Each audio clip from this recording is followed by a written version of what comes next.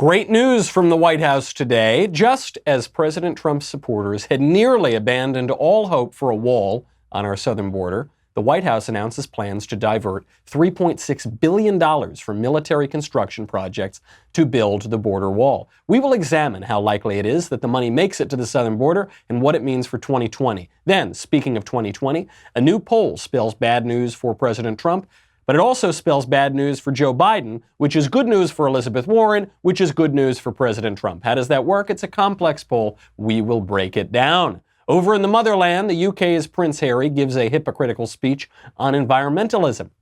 The speech tells us a lot more about the state of Western religion than it does about science. Finally, some hope from left-wing Hollywood. All that and more. I'm Michael Knowles, and this is The Michael Knowles Show.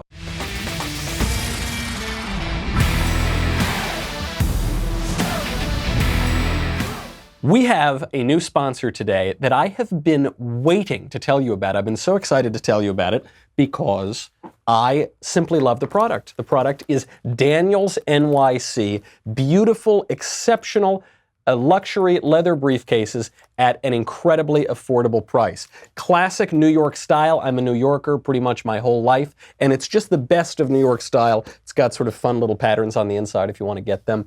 Really nice, high quality leather. It just looks great. It feels great. It's really, really high quality. The reason I feel passionately about this, I have had briefcases for a long time. I've had really expensive briefcases that I've gotten as hand-me-downs. I've had all sorts, laptop bags, and none of them really worked. I mean, they're just, the old laptop bags are way too big now and bulky. They're like meant for computers from the 90s, not for new laptops, which are much smaller. Those hard back, I have a beautiful like ostrich briefcase that's really hard. It looks like it's out of the 50s or 60s. Just doesn't work for the way that we work today. Daniels comes in with the perfect design. It's unbelievably slim. It's really sleek. It's really smart looking, and yet you can fit a ton of stuff in there. It's got a special laptop case. Even the buttons and things that fasten are just really exceptionally high quality. I had been using, I'm sorry to say, a backpack until I got my Daniels briefcase, because like all millennials, I didn't want to pay $500-600 for a nice briefcase, and I couldn't find one that really looked good and worked for me, so I was carrying around a backpack like I'm a 12-year-old schoolboy. Daniels fixes that. New York City-based men's leather briefcase brand, and it's a brand you can afford before you land the big job. It actually may help you land the big job. By cutting out the middlemen, they sell directly to you. You can get a high-quality luxury leather briefcase for the incredibly reasonable price of $195. You're not going to find that anywhere else. You can compare that to luxury brands that cost $500 or even more. I just love this product. I simply love the thing. This week, my listeners can get $25 off their Daniels briefcase at danielsnyc.com by using the promo code Michael, M-I-C-H-A-E-L, at checkout. $25 off one of their leather briefcases. They are just superb, plus you get free shipping. Again, get it right now. It's so good. danielsnyc.com, promo code Michael, $25 off a handcrafted high-quality leather briefcase, free shipping. Ditch that old backpack, start looking like a grown-up, kiddos. danielsnyc.com. I love them, and you will too. Great news beyond our briefcases and how great we all will look with them. Great news from the White House today. It actually came out yesterday in the evening, but the news is finally hitting this morning. President Trump has announced plans to divert $3.6 billion from military construction projects to build the border wall. This is the most significant news on building the border wall that we've had so far. President Trump had been telling people that he'd built a lot of wall. There's a lot of new wall, not just replacing old wall. Then there was a report that came out just a few months ago from Customs and Border Protection, which showed that he hadn't built a single inch of new wall. He had replaced old walls, but in terms of new wall, there had been nothing. A huge embarrassment, a huge vulnerability for the 2020 election campaign. Then, within the past few weeks, we got news from the Supreme Court that President Trump's cash grab to take about $2.5 billion from military construction was allowed to go through. It was a 5-4 decision. It shows you how important getting good judges on the Supreme Court can be. And this even dwarfs that. So what is going to happen? Of this $3.6 billion, half of it will come from projects overseas. We have a ton of military construction that we do all around the world. So half of it will come from that. Half of the money will come from domestic projects, which means that certain congressmen are going to be extremely ticked off because they're losing their earmarks. And the White House is going to need to massage that and work with Congress, which they've not been extremely successful at so far, but perhaps that is already in the works. I should hope that it is, because otherwise Congress is going to raise a lot of trouble about this. Either way, the White House is empowered to do it. Still a very good start here, particularly after that SCOTUS ruling in July that Trump could use $2.5 billion to build the wall as well. So what did the $2.5 billion get us? That first move that came in July, $2.5 billion, permitted about 100 miles of new border wall. So that's in addition to all the wall that's been built over the past few decades. Now, if $2.5 billion got 100 miles of new wall, then you just do the math. This $3.6 billion should get us another 144 miles of wall. So in the past 2 months or so, we're looking at an additional 244 miles of border wall. What does that mean? Obviously, we're looking at an almost 2,000-mile border with Mexico. 244 miles doesn't sound like a whole lot, but you've got to think of it in the perspective of the wall that we already have. I mean, we have been trying to build this wall since 1990. We've been trying to build this wall since the first George Bush administration.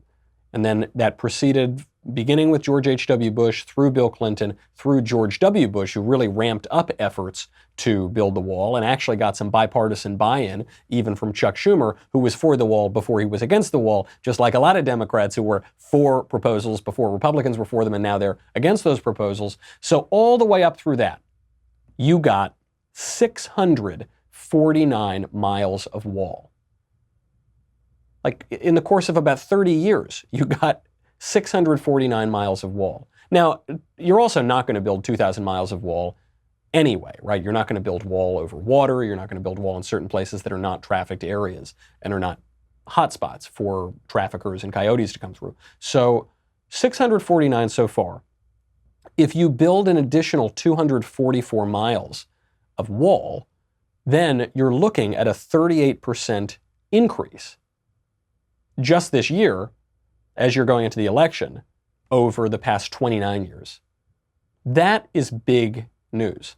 If you can say, okay, it took 29 years, 3 presidents, plus Obama, who didn't do anything, who actually halted a lot of that construction, so 4 presidents, 29 years to get 649, then you get a 38% increase over that in just one term, with just one president.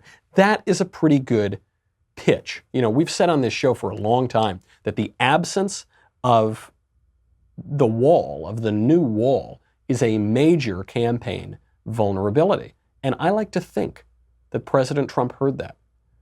We know that he likes to watch Fox and Friends. I hope that he likes to watch this show, and I hope that his aides listen to this show as well.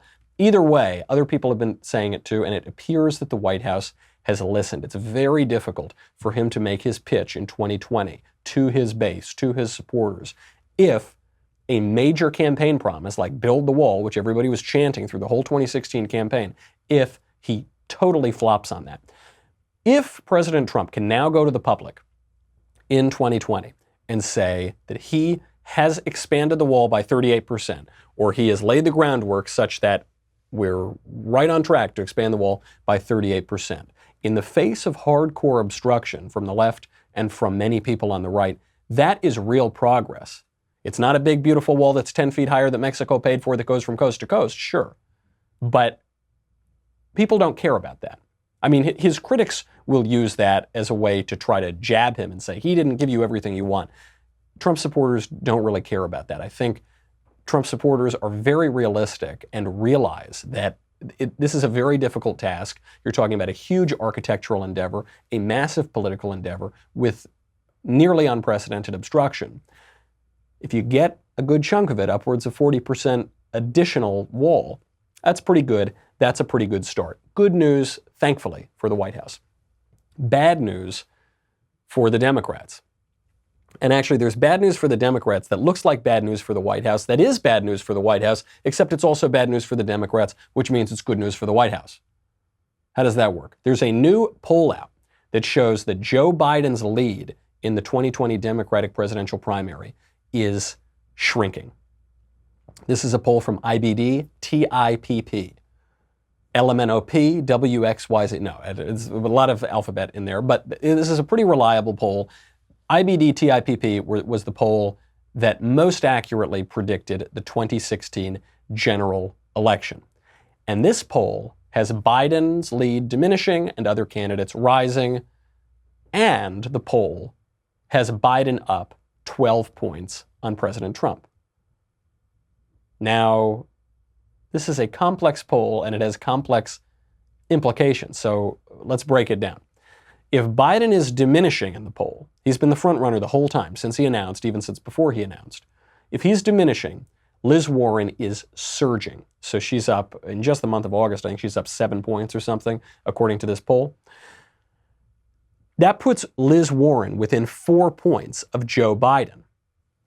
But the poll still places Biden as the best choice against President Trump. According to the poll, Biden is up 12 points on President Trump. Warren, however, when you look at her head-to-head against President Trump, is only up 3 points on the president, which is not terribly significant. I mean, that's basically a dead heat. And it's even more confusing, it's even more difficult, because while the IBD TIPP poll was the most accurate in the 2016 general election, it wasn't actually accurate. It predicted that Trump would win the popular vote by 2 percentage points. He didn't win the popular vote at all. He actually lost the popular vote, but he won the electoral vote. So you got to take this poll, even a good poll, with a grain of salt, as you do of all polls. So what does this mean in terms of how we should view the general election polls, how we should view the Democrat poll? And the question that's being debated in the media right now, in the left and right media, is this poll good news for Trump or bad news for Trump? It actually is both, but there is a correct answer in the end. We'll get to that in 1 second. But first, support for the Michael Knowles Show comes from our friends at Rocket Mortgage by Quicken Loans. I live in Los Angeles. This is a very difficult place to get a house in. Why? Because you're walking through the neighborhoods and you say, oh, that little cottage looks pretty nice. Maybe it's $10 million. Okay, all right, never mind, keep looking. Very difficult to find a good house, particularly when you're being paid these Shapiro wages and you're living in a broom closet. When I do find the right house, however, at least getting the right mortgage will be easy, because Rocket Mortgage makes it easy. For most people, virtually everybody, getting a mortgage, buying a home, is the most difficult, most important, most complex financial decision they're ever going to make. And because I'm a millennial and I don't know anything practical, it's even more difficult for me. But fortunately, their mortgage experts' #1 goal is to make the home buying process smoother for you and for me. They have industry-leading online lending technology. Rocket Mortgage is there with award-winning client service and support every step of the way. When you go into this, when you go into a decision that is so important for your financial future and just for your life generally, why would you not go with the best? That doesn't make any sense. Go with the best. And Rocket Mortgage is ranked highest in customer satisfaction for primary mortgage origination 9 years in a row. Not even once or twice, 9 years in a row. They're ranked highest in mortgage servicing 5 years in a row. Go with the best. When you work with them, you get more than just a loan, because Rocket Mortgage is more than just a lender. Get started online today at rocketmortgage.com/Knowles, Knowles, equal housing lender, licensed in all 50 states, NMLSconsumeraccess.org, number 3030. Rocket Mortgage by Quicken Loans. Push button, get mortgage. Is this poll good for Trump or bad for Trump? First of all, I will put my cards on the table in terms of how I view these polls generally. I am skeptical of the general election polls. Specifically, I am skeptical of the polls that show Trump losing in the general election. Is that because I think Trump can't lose the general? Absolutely not. I think he's vulnerable and he could lose the general. Is it because I like Trump? No, I do like Trump, but that's not why. The reason that I'm distrustful of these general election polls is, first of all, the campaign has barely begun. Forget the general campaign, even the Democratic primary campaign has barely begun. We're about to look at, the third Democratic presidential debate? There's going to be 12 total. We are not even scratching the surface of where this campaign is going to go. So far, the Democratic candidates have pretty much not attacked one another. Kamala Harris got to dig in at Joe Biden, and Tulsi Gabbard got to dig in at Kamala Harris. That's pretty much it. Otherwise, they've all been nice and they've all been going after Trump. They've said a lot of crazy things, but they've been nice to one another. The main reason that I don't trust these general election polls is not even all that. It's because a little while ago there was a poll out that showed that head-to-head, Cory Booker would beat President Trump by a significant margin. And I don't know a whole lot in this life, folks. I'm not Nostradamus. I can't predict the future. But Cory Booker is not going to beat Donald Trump for president. He's not going to beat any of the Democrats to get the nomination for president. If he's lucky, he'll get to keep his Senate seat. Cory Booker ain't going to the White House in 2020, folks. And if a poll tells you it is, that tells you more about the poll than it does about 2020. It is very, very early. These polls are very, very wacky. So I'm pretty much putting the general election polls off to the side for now. Doesn't mean they don't worry me, doesn't mean that they don't tell you something, but it's just so remote at this point. Much more interesting than the general election polls are the primary polls. The primary polls right now, especially this IBD-TIPP poll, is pretty much showing what we've been saying the whole time. The poll is saying Trump has vulnerabilities. I've been shouting that from the rooftop. The poll is saying a more moderate Democrat, or at least a Democrat who is perceived as more moderate, could possibly beat President Trump. I've been saying that the whole time. And it shows that the Democrats are radicalizing, which is the key here. Biden is tanking. Warren is surging. Biden is the old guard. Biden has really held at virtually every position throughout his entire career, and he doesn't have any actual beliefs, and he'll say whatever he wants to say that if he thinks it's politically convenient, and he has no regard for the truth. So there's that part. But at least for most of his career, he felt it was convenient to be perceived as a moderate. Liz Warren is a dyed-in-the-wool progressive. She's been a progressive for her entire public career, and she spent most of her career in academia at very left-wing universities, which tends to make you even more liberal, even more radical. And more radical Democrats will have a much more difficult time beating President Trump. This is reflected in all the polls. This is why Democrats are having a big debate right now over electability. And you've got the Democrats who want to beat President Trump saying we need somebody like a Joe Biden who might be a total schmuck and a doofus, but at least he could beat President Trump in the general. And then you've got the progressives saying, who cares about electability? What's electability? That doesn't mean anything. Poll after poll after poll shows it. And you don't need the polls to show it. You just have your common sense.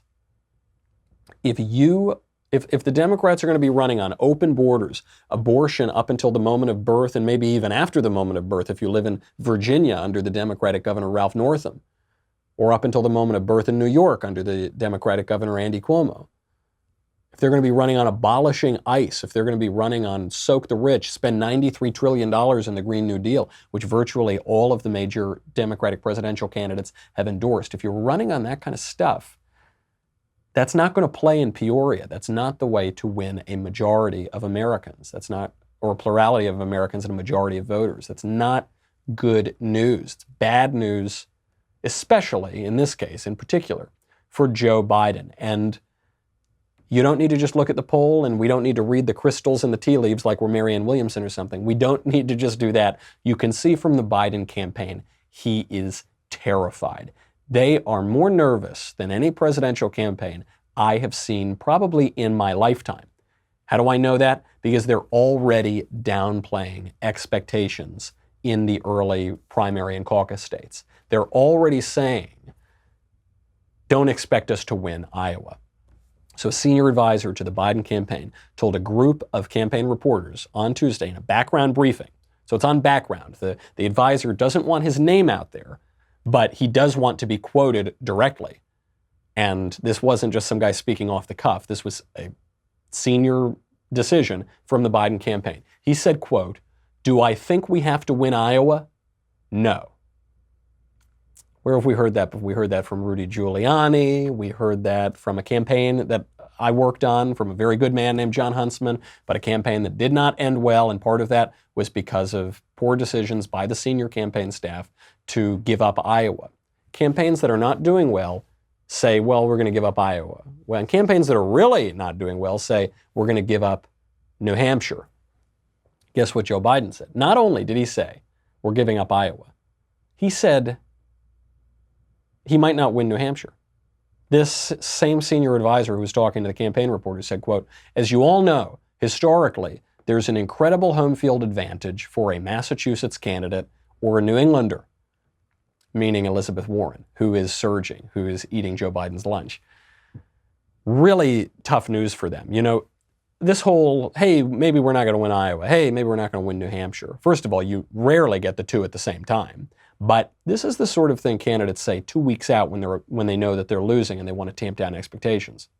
This is not the sort of thing you say 5 months out from the Iowa caucus, especially when you are the front runner. Because Joe Biden is only the front runner on the perception of his electability against President Trump. And the trouble, reflected in this poll, reflected in a lot of other polls, reflected in every crazy soundbite you see on TV and on Twitter, is that the Democrats are radicalizing. The problem is, the minute that the electability argument goes away, the minute he doesn't win Iowa, doesn't win New Hampshire, he has nothing else, because the Democrats are not where Joe Biden is. The Democrats are where Elizabeth Warren and Kamala Harris and all the rest of those second-tier people are. Bad news for Biden.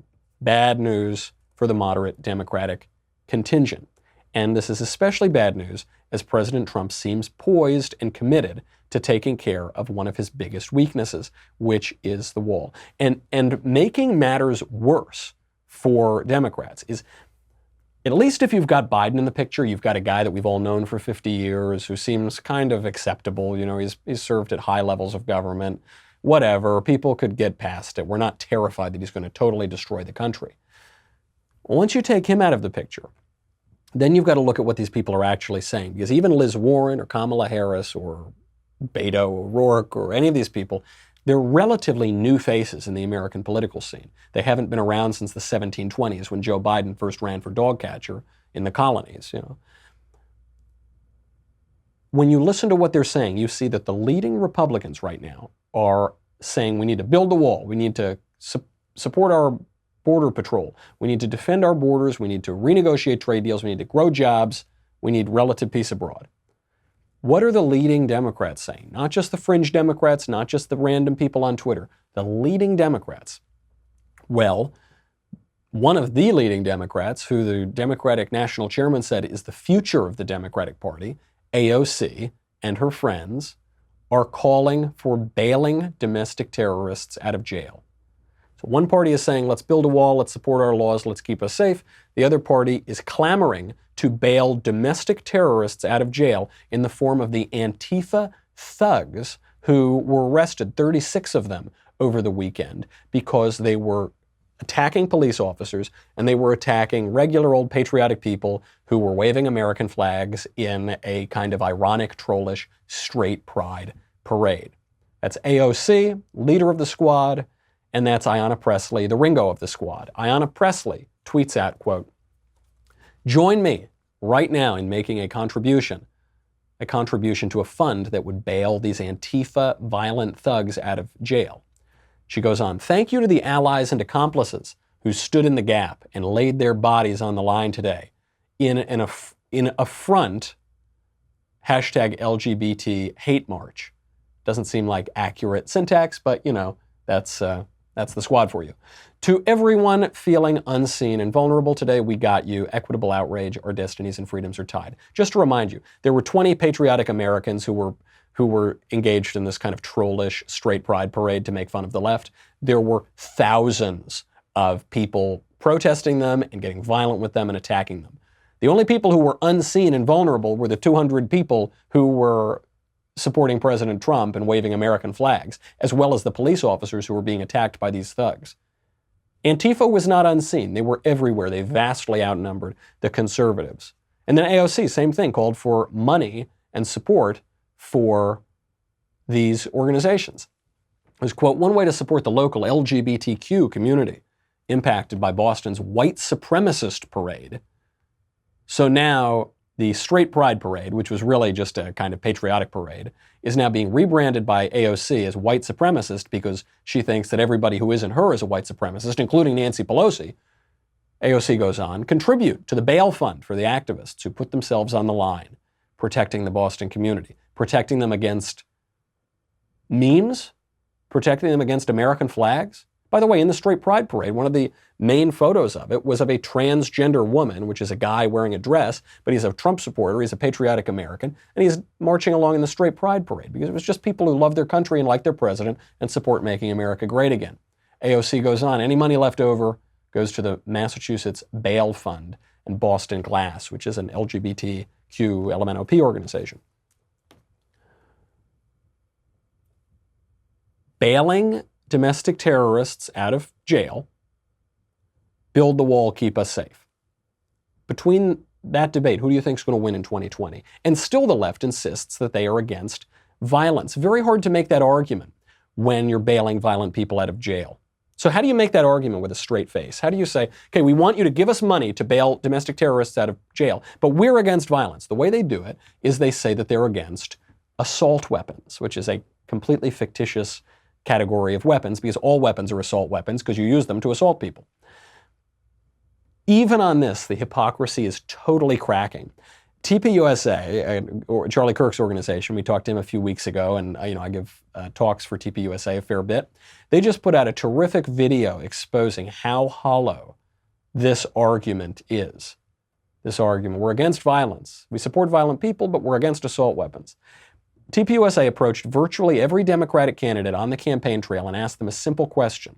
They asked them, what is an assault weapon? You will love their answers because it is hilarious. Then the hypocrisy breaks down even with our friends over in the United Kingdom, even Prince Harry, even environmentalism, even what is essentially becoming not a political debate based in facts and evidence and logic, but a religious debate based on a false religion. We'll see what all of that means for 2020. Then maybe if we have time, we'll get a little bit of hope from even left-wing Hollywood. But first, I've got to say goodbye to Facebook and YouTube. Head on over to the Daily Wire, dailywire.com, $10 a month, $100 for an annual membership. You get me, you get the Andrew Klavan Show, you get the Ben Shapiro Show, you get the Matt Walsh Show, you get to ask questions in the mailbag coming up on Thursday.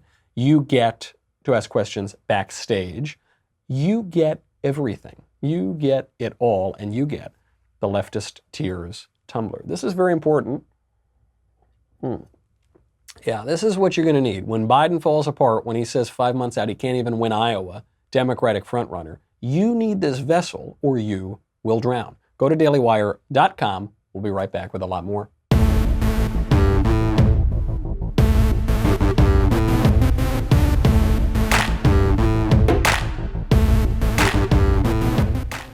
So the left says, sure, we're bailing domestic terrorists out of jail. Sure, we're intimidating conservatives, stopping them from speaking, getting them disinvited from places, using the threat of brute force against them. But really, we're against violence. Why are we against violence? Because we oppose assault weapons. Okay, if that's your argument, fair enough. Just one simple question posed by TPUSA. The question is, for all of the Democratic presidential candidates, what is an assault weapon? I will narrate because it's kind of a little hard to see in the video who's talking. It's kind of hard to hear exactly who it is. So I'll just give you a little pointers on which candidate is speaking. Here is the Democrat candidate's answer on what is an assault weapon. Can you define an assault weapon? Talking to Joe Biden. When you see it, you don't understand. Define what an assault weapon is. Talking to Joe Sestak. Well, the assault weapons is where you can semi-automatic as well as automatic. And also when you put in the... Probably haven't even heard of this guy. He's one of the candidates running. His best answer is capacity. An assault weapon is when you go... And there's an exact definition that President Clinton had. I didn't think it went far. Also, full ban on assault. There's Julian Castro. What is an assault weapon? Thanks. Well, I would say the AR-15 definitely qualifies. Guys, he's only going to sign one of those. But what is an assault weapon? He gives an example, but he can't define it. Define what an Because assault it's an weapon is. AR-15. What makes an AR-15 an assault weapon? Weapons ban. Talking to Marianne Williamson. What is an assault weapon? All of everything that is a military. Assault weapons are everything that are military assault weapons. Talking to Amy Klobuchar. out there and say something. I think you know what. She says, I think you know what it An is. assault weapon is the weapon that killed 9 people. 9 people in Dayton in 30 seconds. Can you That's define what an it assault now? weapon. Assault weapons banned since 1988. I just Now want him talking to answer Joe what an Biden's assault wife. weapon is. Joe Biden's wife, because Joe Biden, or not Joe Biden's wife, Bernie Sanders' wife. Bernie won't even turn around to look at the TPUSA reporter. And so Bernie Sanders' wife says, there has been an assault weapons ban since 1988, which is not true. So not a single one of them. I mean, that is a huge representative sampling of Democratic candidates. And actually, if you go over to the TPUSA video online, there are many more Democratic candidates. We don't have time to go through all of them. Not one of them has an answer. And I'd say an assault weapon is, well, I don't know, but the AR-15 qualifies. Right, why does it qualify? Well, I don't, an assault weapon is anything that is an assault weapon. It's circular logic for you. They don't have an answer. It's not reasonable. They're not making an argument based on data. Now, why are they not making an argument based on data? Amy Klobuchar came the closest, and you can hear what she said. She knows it's a trap. She's a smart woman. And so she says, well, if you want to know what the AR-15 is, look at Dayton, Ohio, killed 9 people there. It's true. The weapons that she's talking about, the AR-15, which is the semi-automatic rifle, it did kill people there. But 22 times as many people each year are killed by handguns as any kind of rifle, including the AR-15. More people are killed by hands, feet, bats, and hammers than by any rifle, including the AR-15. So if you're talking about the actual assault weapon, hands, feet, bats, and hammers are responsible for many more assaults. Handguns are certainly responsible for many, many times more assaults, multiples, orders of magnitude more assaults. So why aren't those the assault weapon? Because they know they're not going to ban handguns. Then you'd have to completely abolish the Second Amendment. They don't have an answer. It's just their will. It's just their virtue signaling. It's nearly a sort of religious argument. Like there are good religious arguments and there are bad religious arguments. This is sort of a bad religious argument to signal an intimation that there is some moral universe, but not actually to engage with it in any real way. It just rings so hollow. I mean, when you've got major Democrats like Maxine Waters, let's not forget, actively calling, a sitting congresswoman, calling for violence against Republicans, as she did just this year, it's very difficult to make that same argument that you're the ones who are opposed to violence. Here's Maxine Waters. If we can't protect the children, we can't protect anybody. If you see anybody from that cabinet in a restaurant, in a department store, at a gasoline station, you get out and you create a crowd. And you push back on them. And you tell them they're not welcome. You get out there, you make a crowd, you go to their homes where their children sleep, and you threaten them, but we're the party against violence. We want to stop violence by inciting violence and bailing violent criminals out of jail and taking away your only way to protect yourself against violence, which is your guns. It just rings so hollow. And I don't even want to call them malicious or frauds or deceivers. I mean, they very likely may be all of these things. But I think it gets down to a confusion about fact and fantasy, to a confusion even about science and religion, or at least between science and false religion. Nowhere does this ring truer than on the issue of climate change, another top 2020 issue for Democrats.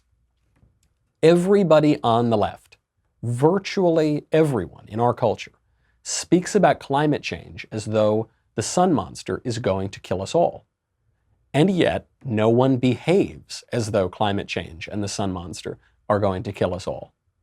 Everyone speaks about all of these issues. They say one thing, but they do another, and their behavior tells you a lot more. Over in the UK, Prince Harry has made environmentalism one of his central issues, and yet the same month where he said environmentalism is going to be my main issue this month, climate change, Prince Harry also took a private jet 4 times in 11 days. But he talks about climate change, so it's okay. He was called out for it. Here is Prince Harry's response, rings hollower than ever. Just because it is such a massive undertaking doesn't mean we can't all play our part. Sometimes the scale of the conservation crisis feels overwhelming and that individual actions can't make a difference. I've certainly felt that. But I've learned that we cannot dismiss the idea of trying to do something just because we can't do everything. We can all do better. And while no one is perfect, we all have a responsibility for our own individual impact. The question is what we do to balance it out. So today, after 2 years of behind-the-scenes conversations and planning, we're going to start with the tourism industry. So let's first define the problem at hand. The negative impacts of mass tourism and unsustainable tourism are increasingly in the news, thanks to the reporting of many of you in this room. You've seen it, I've seen it, and here we are in the city of Amsterdam, which joins a growing list of places like Venice and Barcelona that have become overwhelmed by crowds. Oh, this is so pathetic. This is so pathetic. It rings so hollow. And why does it ring hollow? First and foremost, his hypocrisy. Right? He says it's so important. We need to do something. We need action, Britons. We can't keep this up. Climate change is going to kill us all. And also, I'm going to take my private jet 4 times in 11 days. Okay, so you don't really believe what you're saying. And it's not even just the hypocrisy. Rochefoucauld said that hypocrisy is the tribute vice pays to virtue, meaning I can acknowledge a moral standard and yet fail to live up to that. I do that all the time. So do we all. So it's not even just that. There's the hypocrisy aspect, but then there is the blatant disregard for the facts, for the reality, for the logic. Here are the scientific facts about the climate crisis, climate change, all of these terms. China pollutes so much more than the United States and the United Kingdom. Poor countries, especially in East Asia, pollute so much more than we do that there is nothing that the developed countries, that the rich countries could do to fix it. It rings so hollow because even forgetting the hypocrisy, what the left is addressing is not a scientific problem. It's not a factual problem. It's not a problem in reality. They're addressing their own religious longings, but they're denying the reality of true religion, and so they're trying to fix it with politics. Here's what I mean, because that's a sort of complex idea that Prince Harry is trying to figure out and the whole left is trying to figure out, and they're not doing it very well. This is not a scientific question. The pollution and climate change, the way that Harry is talking about it is not a scientific way. If this were a scientific question, we would invade China and take over their government, slaughter the political party that runs the country, and stop them from polluting. If this really were, we have 10 months left or the world's going to end if we don't stop polluting, we would have to invade China tomorrow. China releases 27.2% of all the carbon emissions in the world. That is double what the United States releases, and the US is the number 2 largest emitter of carbon. That number that China releases is 25 times what the United Kingdom releases. It does not matter if Prince Harry takes private jets. He should take private jets. He's a prince. That's what princes do. That's what the royal family does.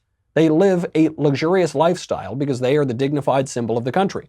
And if you don't want your royals to do that, then you shouldn't have royals in the first place. It doesn't, forget Prince Harry, it doesn't matter if every single Englishman in the entire island takes private jets. Wouldn't matter at all. China releases 25 times more carbon emissions. And actually, forget about the carbon. Look at the plastic. China dumps 8.82 metric tons of plastic into the ocean per year. And that's actually sort of an outdated number. I think the new number is significantly higher. That number comes from 2010. The next biggest polluter into the ocean is Indonesia at 3.22 metric tons. Next is Philippines, 1.88. Next is Vietnam at 1.83. The United States doesn't even show up on the list, much less the United Kingdom doesn't even show up on the list.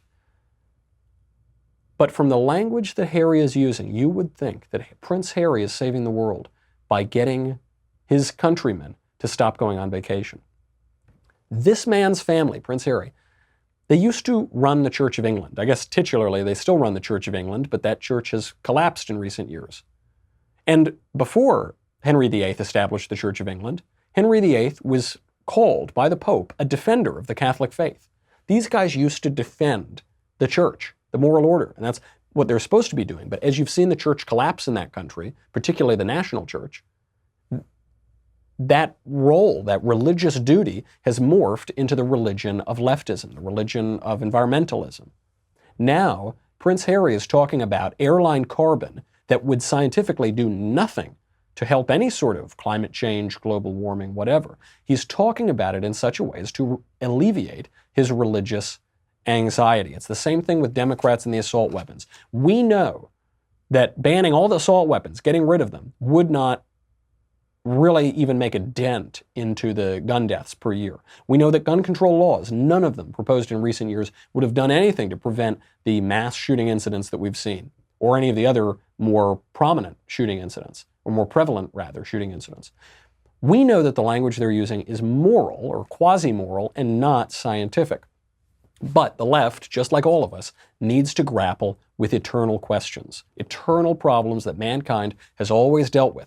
The problem of pain and suffering, the existence of evil, our feeling and longing and need for salvation, our need to do penance and to atone. So the way that we've dealt with this for most of the history of our civilization is with religion that makes claims that seem quite credible, if you ask me, to all of those things. But now, because the church has cracked up in the West, you have Prince Harry who's saying, regardless of whether or not it helps the earth, stop going on vacation just to punish yourself, just to discipline yourself, just to teach you how bad you are for committing the sin of pollution. Won't do anything to stop climate change, but you'll feel bad. Joe Biden and Beto O'Rourke say, regardless of whether or not it reduces gun deaths, give up your favorite weapons, most popular gun in America, the AR-15 semi-automatic rifle. Give up your most cherished rights, your Second Amendment rights. Joe Biden says he wants to ban all guns that have more than one bullet in them, which is to say, virtually every gun, except for silly 19th century Derringers. But it won't stop gun deaths. It won't get our life expectancy to tick back up again, even after it's been ticking down because of suicide and drug overdoses. But at least, even if it doesn't accomplish anything real, it will make you feel bad. This is a bad pitch in 2020. You know, one of Trump's superpowers is something that people criticize him for, a little bit on the right and mostly on the left, as evidence of hypocrisy, which is that Trump doesn't seem very religious. You know, he's not a guy who really goes to church a lot. Obviously, he's been thrice married. He has a complex relationship with religion, let's put it that way.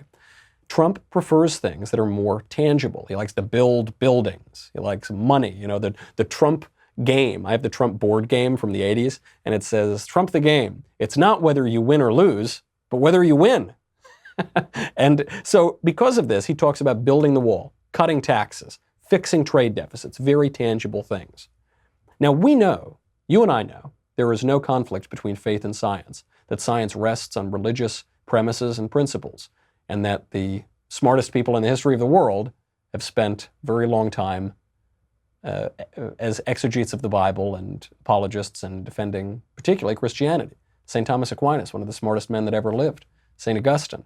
Isaac Newton spent the last years of his life interpreting the Bible. Blaise Pascal, the inventor of the calculator, one of the great geniuses of the modern era. George Lemaitre, Father George Lemaitre, the Catholic priest who discovered the Big Bang. The man who discovered genetics. All of these people. There's no conflict between true faith and science, but there is a conflict between false faith, false religion, and science. And what the left is peddling this election is false faith on guns, on the environment, on immigration, and on crime, which puts Trump in a good position to make a tangible case to the American people. The economy is booming, unemployment is low, we have relative peace abroad, and the wall is being built. He's got to get it done, though. He's got to actually take the steps in that direction. It looks like he's doing it. He's got to keep it up through 2020. And some evidence, I'll leave you just with this. I'll leave you with Whoopi Goldberg, which sounds like a threat, but it's actually a good thing to hear. Some evidence that the left is going too far is that even for well-known liberals, well-known supporters of left-wing policies, they're saying enough is enough, stop it. We talked yesterday about how Hollywood left-wingers Eric McCormack and Deborah Messing from Will and Grace are calling for a blacklist and an outing of conservatives in town. Whoopi Goldberg, a left-winger, was asked about this on The View, a left-wing show, and in no uncertain terms she said, this is dreadful. Your idea of who you don't want to work with is your personal business. Do not encourage people to print out lists, because the next list that comes out, your name will be on, and then people will be coming after you. No one. Nobody. We had something called the blacklist, and a lot of really good people were accused of stuff. Nobody cared whether it was true or not. They were accused, and they lost their right to work. You don't have the right. In this country, people can vote for who they want to. That is one of the great rights of this country. You don't have to like it, but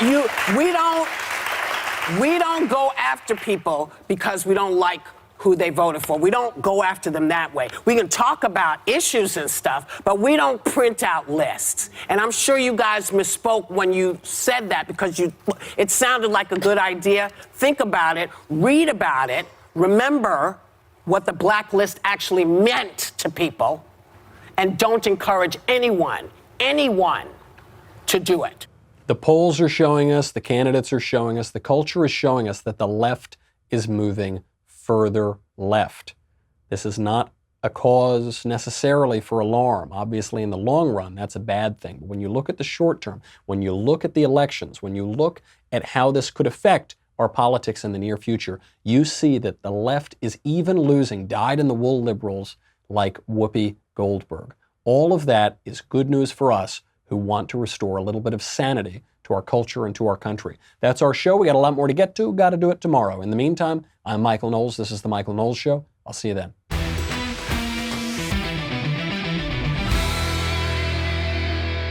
The Michael Knowles Show is produced by Rebecca Dobkowitz, director Mike Joyner, executive producer Jeremy Boring. Our senior producer is Jonathan Hay, supervising producer Mathis Glover, technical producer Austin Stevens, editor Danny D'Amico. Our audio mixer is Mike Coromina. Hair and makeup by Jesua Olvera. Production assistant Nick Sheehan. The Michael Knowles Show is a Daily Wire production. Copyright Daily Wire 2019. On the Matt Walsh Show, we're not just discussing politics. We're talking culture, faith, family, all of the things that are really important to you. So come join the conversation.